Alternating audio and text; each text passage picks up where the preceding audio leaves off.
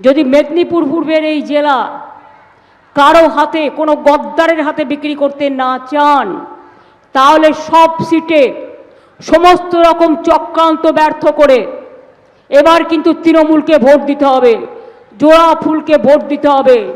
যদি লক্ষ্মীর ভাণ্ডার চান, যদি মুয়াজ্জেম ইমাম ভাতা চান, যদি জয় জোহার চান, যদি তপশিলি বন্ধু চান, যদি কন্যাশ্রী চান, যদি রূপশ্রী চান, যদি বিনা পয়সায় খাদ্য চান, যদি 5 লাখ টাকার স্বাস্থ্যসাথী চান, ক্লাস 9-এ উঠলে বিনা পয়সায় সাইকেল চান, ক্লাস 11-এ উঠলে বিনা পয়সায় স্মার্টফোন চান, ধামসা মাদল চান, জয় জোহার চান, তপশিলি বন্ধু চান, মৎস্যজীবী কার্ড চান, মৎস্যজীবীদের সুরক্ষা চান, এবং ইন্ডাস্ট্রি, বিশেষ করে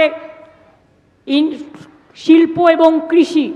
আমার 2 ভাই বোন সুতাহাটা আগেও আমাদের এমএলএ দিয়েছেন, কিন্তু এখন দুর্ভাগ্য যে একটা পার্টি এই মেদিনীপুর জেলায় নিজেদের লোকেদের সব ডেপিউট করেছে এবং তারা এক পক্ষ হয়ে কাজ করছে, বিজেপি পক্ষ হয়ে কাজ করছে।